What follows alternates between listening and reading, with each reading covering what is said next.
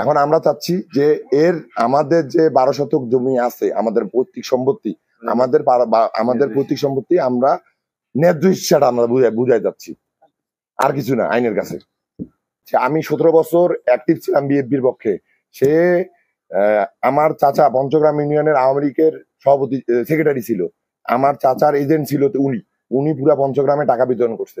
উনি ভোটের সময় ভোট দেয় পাংখায়। উনি কিভাবে বিএনপি হইলো? এখন বিএনপি যদি করে থাকি সেটা হচ্ছে আমি করি, আমি বলতে পারবো, কারণ আমি 17 বছরে আমি নৌকা সাইনবোর্ডটা আমি আমার শরীরে লাগাইনি। না, আমার চাচারা আমার চাচাদের সাথে সবসময় আমাদের কথা হয়। তারাই আমাদের পরিবারটা তারা যে পরিবারকে ধরে তাই সেই পরিবারকে নিঃস্ব করে দেয়, এবং অনেকেই তাদের কারণে এলাকা থেকে বিতাড়িত।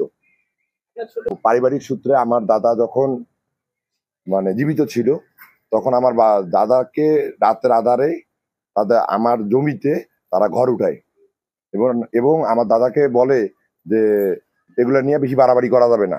আমার দাদা খুব সহজ সরল মানুষ ছিল, এলাকায় খুব ভদ্র একজন মানুষ ছিল, যাতে কোনো সমস্যা না হয় বা তার সন্তানেরা কখনো এ ধরনের সমস্যা তৈরি করেনি। তো আমাদের নামসূত্র যে জমি, আমার বাবার টোটাল হচ্ছে 12 শতক খারিজ নমনীয় জমি, 12 শতক জমি অলরেডি কাগজে বের হয়ে আসছে ওনার নামে খারিজে। তো এখন এই জমিতে আমরা যে বাড়ি করব, তারা আমাদেরকে মামলা হামলা বিভিন্ন ধরনের হুমকি প্রদান করে, এবং তারা আমাদের সব সময় চিন্তা ভাবনা করে যে আমাদের এখান থেকে বিতাড়িত করা যায় কিভাবে। রাতের আধারে আমার ঘরের বেড়া পর্যন্ত খুলে নিয়ে যায়। আমার বাবা মা থাকে, আমরা দুই ভাই ঢাকায় থাকি, আমার বাবা মা বাড়িতে থাকে, রাতের আধারে পিছনের বেড়া খুলে নিয়ে গেছে। তো এখন আমার কথা হচ্ছে যে ওনারা এর প্রভাবটা শুধু দেখাচ্ছে আমাদের লালমনিরহাট জেলার গণমাটি মানুষের নেতা অধ্যক্ষ আসাদুল্লাহ বিদ্যুলু স্যারের হুমকি দিয়ে তারা এইসব করতেছে, যে তারা নাকি দুলু স্যার তাদেরকে পারমিশন দিচ্ছে, এই কারণে তারা এইসব করতেছে আমাদের সাথে। এবং ইতিপূর্বে এই বাড়ির আমার এক দাদু আছে, যার নাম হচ্ছে আব্দুল্লাহ, তার মাকে এই বাড়ি থেকে বিতাড়িত করে দেয়, মামলা হামলা লাগাই দিয়ে তারা এই বাড়ি থেকে পুরো বিতাড়িত করে। এবং আমার সর্বোচ্চ প্রশাসনের কাছে দাবি আমার এই ব্যাপারটা আমি যেন সুষ্ঠু বিচার পাই।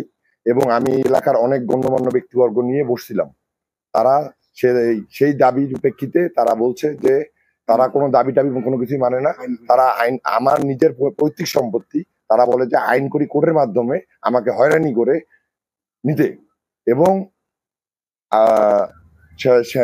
আগামী ঈদে সেমাই খাওয়া ঈদে, ঈদ উল ফিতরে আমার রাত 2টার দিকে পেয়ারা ভাঙ্গিয়া ওরা 5 জন, সালাম বসুনিয়া, উচ্ছ্বাস বসুনিয়া, লাম বসুনিয়া, বাবু বসুনিয়া, ইমন বসুনিয়া, ওরা আমার ছোট ভাইকে রাতের আধারে তুলে নিয়ে যাওয়ার জন্য আসছে, এবং বলছে যে তোকে আমরা যেভাবে হোক, ঢাকায় থাকিস যেভাবে হোক, তোকে আমরা গুম করে দিব।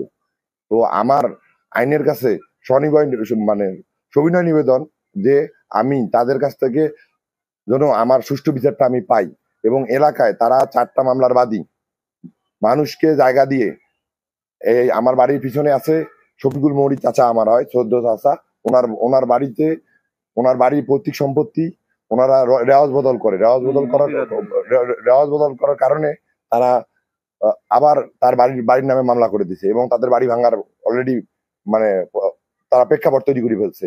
তারা দিন দুপুরে হিন্দুদের মন্দিরে ঘর উঠে রাখছে, এবং আরো এলাকার বিভিন্ন লোকের নামে তারা মামলা দিয়ে তাদেরকে হয়রানি করাচ্ছে।